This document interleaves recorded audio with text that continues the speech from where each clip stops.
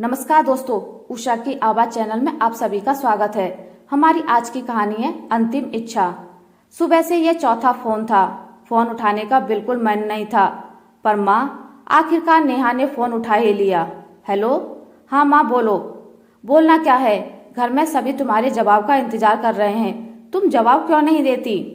माँ ये इतना आसान नहीं है, मुझे सोचने का मौका तो दो, नेहा ने बुझे स्वर में कहा। सोचना क्या है इसमें, तुम्हारी बहन की अंतिम इच्छा थी, क्या तुम्हें उन बच्चों पर बिल्कुल भी दया नहीं आती? माँ पर क्या, तुम्हारी बहन ने तुम्हें माँ की तरह पाला था। आज जब उसके बच्चों को माँ की जरूरत है तो तुम्हें सोचने का समय चाहिए। माँ इस तरह कोई कैसे फैसला ले ले? ठीक है, अगर तुम्हें उन बच्चों की दुर्गति मंजूर है तो फिर क्या कहें। माँ इस तरह की बातें क्यों कर रही हो? माँ का गला भराया। जब माँ बनोगी तब औलाद का दर्द समझोगी। फूल से बच्चे माँ के बिना तड़प रहे हैं और तुम सब दरवाजे बंद करके बैठी हो। नेहा का मन खराब हो चुका था। नेहा 4 भाई बहनों में सबसे छोटी थी, सबसे छोटी, सबसे लाडली, पर जिंदगी उसे इतने कड़वे और कठिन मोड़ पर लाकर खड़ा देगी उसने कभी नहीं सोचा था। दीदी की शादी के वक्त महज 17 साल की नाजुक उम्र थी उसकी। दीदी की शादी में पहली बार साड़ी पहनी थी। कितना उत्साह था, जीजाजी के जूते चुराऊंगी, 10,000 से 1 रुपया कम ना लूंगी। जीजाजी उसकी हर शरारत पर मुस्कुराकर रह जाते। वह सिर्फ उसकी बहन के पति ही नहीं, नेहा की हर बात के हमराज थे। समझदार और सुलझे हुए दामाद को पाकर पूरा परिवार बहुत खुश था। बहुत सारी ऐसी बातें जो दीदी को भी पता नहीं चल पाती थी, वह जीजाजी से डिस्कस करती थी। जीजाजी के प्रोत्साहन करने पर उसने सिविल सर्विसेज की तैयारी करना शुरू किया था, नहीं तो वह भी दीदी की तरह घर गृहस्थी देख रही होती। बाबा की अंतिम इच्छा का मान रखने के लिए दीदी बलि का बकरा बनकर रह गई। गृहस्थी के आगे वह कुछ भी ना सोच सकी। याद है उसे आज भी वह दिन। दीदी की कैंसर की रिपोर्ट आई थी। कैंसर 3rd स्टेज पर था। घर में कोहराम मच गया था। माँ का रो रो कर बुरा हाल था और दीदी दीवार का कोना पकड़े बुत बनी पड़ी थी। नेहा को समझ में नहीं आ रहा था किस किस को संभाले और क्या समझाए। समझते सभी थे, पर झूठी दिलासा एक दूसरे को देते रहे। प्रवीण जीजाजी का चेहरा अचानक से बूढ़ा लगने लगा था। अपने जीवन संगनी को दुर्दशा उनसे बर्दाश्त नहीं हो रही थी। वे दोनों कितने सुखी थे, राम सीता जैसी जोड़ी थी उनकी। ना जाने किसकी नजर लग गई थी उस खुशहाल परिवार को। जीजाजी ने दीदी को बचाने के लिए हर संभव कोशिश की। कहां कहां नहीं दौड़े, किस किस के आगे हाथ नहीं जोड़े, पर पत्थर का भगवान भी पत्थर हो चुका था। जीजाजी की आलीशान कोठी, रुपया पैसा सब धरा का धरा रह गया और दीदी हमें रोता बिलखता छोड़कर चली गई। घर मेहमानों और रिश्तेदारों से भरा हुआ था। नन्ही परी माँ के लिए बिलखते बिलखते नेहा की गोद में ही सो गई थी।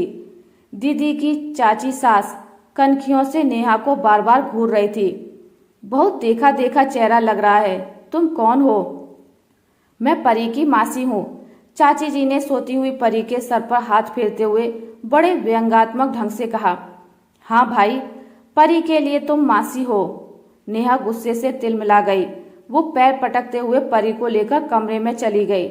इन 13 दिनों में हर आने जाने वाले की निगाहों में उसने यही सवाल तैरते देखा था। कितना रोई थी वो उस दिन। माँ, दीदी को गए 4 दिन नहीं हुए और लोग जीजाजी की दूसरी शादी के बारे में भी सोचने लगे। वो माँ की गोद में सर रखकर सिसकने लगी। ये दुनिया ऐसी ही है, जानती हो, आज एक महिला आई थी, मुझसे ही तुम्हारे जीजाजी के लिए अपनी तलाकशुदा बेटी के रिश्ते की बात कर रही थी। नेहा आश्चर्य से देखती रह गई। नेहा, दुनिया ऐसी ही है। एक अच्छा जीवन जीने के लिए आलीशान मकान, नौकर चाकर और रुपया पैसा किसको नहीं चाहिए। नेहा का मन खिन्न हो गया। दीदी के सपनों का महल यूं आहिस्ता आहिस्ता ढह रहा था। धीरे धीरे सारे मेहमान चले गए। नेहा भी सामान पैक कर रही थी। तभी, मासी आप जा रही हैं? हाँ बेटा, ऑफिस भी तो जाना है ना। तुम उदास क्यों हो? हम रोज वीडियो कॉल से बात करेंगे। अपना होमवर्क रोज करना। बच्चे चुपचाप सुनते रहे। दीदी के बच्चे बहुत समझदार थे, पर फिर भी बच्चे ही थे। तभी माँ कमरे में आ गई। नेहा, सामान पैक हो गया? हाँ माँ। आप लोग कब निकल रहे हैं? मैं अभी कुछ दिन यहीं रहूंगी। बच्चे एकदम अकेले पड़ गए हैं। नेहा सर झुकाए माँ की बात सुनती रही। तुझसे एक बात कहनी थी। मैं सुन रही हूँ। यहाँ मेरे पास बैठो। माँ, ऐसी भी क्या बात है? नेहा, इस घर के हालात तुम भली भांति समझती हो। तुम्हारी दीदी के जाने के बाद हमारी जिम्मेदारी और बढ़ गई है। तुम्हारी दीदी ने मरने से पहले मुझसे एक वायदा लिया था। वो चाहती थी कि उसके मरने के बाद तुम उसके बच्चों की जिम्मेदारी संभालो। तुम प्रवीण जी से शादी कर लो। माँ, तुम ऐसा सोच भी कैसे सकती हो? गुस्से से नेहा का चेहरा लाल हो गया। देखा भाला परिवार है, बच्चों को माँ मिल जाएगी।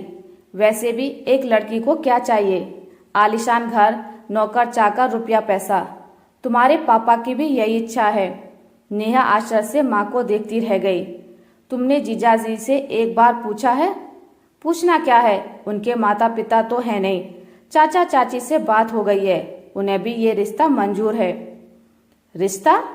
माँ, दीदी की चिता की आग अभी ठंडी भी नहीं हुई और तुम? माँ का चेहरा गंभीर हो गया। हो सकता है आज तुम्हें मेरी बातें अच्छी ना लगे, पर तुम्हारी दीदी के जाने के बाद प्रवीण जी और उनके बच्चों की जिम्मेदारी भी मुझ पर है। तुम सोच विचार कर जल्दी मुझे जवाब दे दो। कहते हैं मरने वाले की अंतिम इच्छा ना पूरी की जाए तो उसकी आत्मा को कभी शांति नहीं मिलती। माँ की आंखों में तैर रहे हजारों सवालों को वह झेल नहीं पाई। एक हफ्ते में माँ ने 50 बार फोन कर दिया था। नेहा एक ही जवाब देती, माँ, मुझे सोचने का वक्त दो। सबको मरी हुई दीदी की अंतिम इच्छा की चिंता थी, पर किसी ने एक बार भी उससे नहीं पूछा कि उसकी इच्छा क्या है। मरने वाला तो मरकर चला गया, पर लोग उसे जिंदा लाश बनाने पर क्यों तुले हैं? शनिवार की रात थी। नेहा हाथ में कॉफी का मग लिए छत पर सुकून के चंद पलों की तलाश में आकर बैठी थी। आसमान में चांद अकेला था। वो भी तो आज कितनी अकेली थी। सब अपनी जिम्मेदारियों से मुक्त होना चाहते हैं, और वो आखिर क्या चाहती थी? नेहा की आंखों के सामने जीजाजी, परी और गोलू का मासूम चेहरा उभर आता। नेहा ने आंखें मूंद लीं। आखिर एक लड़की को क्या चाहिए? एक खुशहाल परिवार, रुपया पैसा, घर, बस क्या यही चाहिए था उसे अपनी जिंदगी से? आज अगर वो माँ की बात मानकर शादी कर ले तो उसे इस रिश्ते से क्या मिलेगा? दीदी की परछाई होने का दर्जा, दूसरी पत्नी, दूसरी माँ। नेहा मनी मन मुस्कुराने लगी। दूसरी माँ नहीं, सौतेली माँ। लोगों के ताने, समाज का हर कदम पर तुलना करना। बड़ी बहन ज्यादा सुंदर थी, दूसरी तो ऐसी ही आएगी। बच्चे पैदा करने की क्या जरूरत है? पहले से 2 हैं, जिंदगी गुजर जाएगी एक अच्छी माँ बनने और सिद्ध करने में। उसके बाद भी इसकी कोई गारंटी नहीं कि वो ये सिद्ध कर पाएगी या नहीं। प्रवीण की निगाहें हर चीज में, हर रंग में, हर त्योहार में, हर स्वाद में दीदी को ढूंढेंगी। तिनका तिनका जोड़कर अरमानों से सजाए हुए दीदी के उस घर में एक फूलदान सजाने में भी उसके हाथ कांपेंगे। हर पार्टी, हर उत्सव में लोगों की सवालिया निगाहें उसे तार तार करेंगी। देखने में तो ठीक लगती है, फिर ऐसी क्या गरज पड़ी थी 2 बच्चे के बाप से शादी करने की? अकेली आई है या बच्चे भी? नेहा ने घबराकर आंखें खोल दी और आसमान में तारों के बीच दीदी को ढूंढने लगी। दीदी, मुझे माफ कर देना।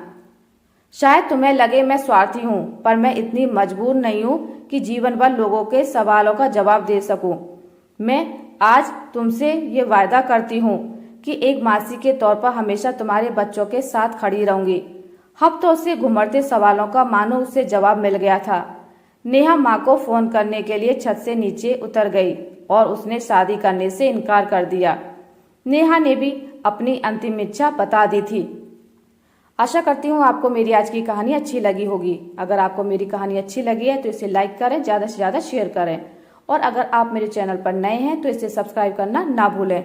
मिलते एक नई कहानी के साथ, तब तक के लिए नमस्कार।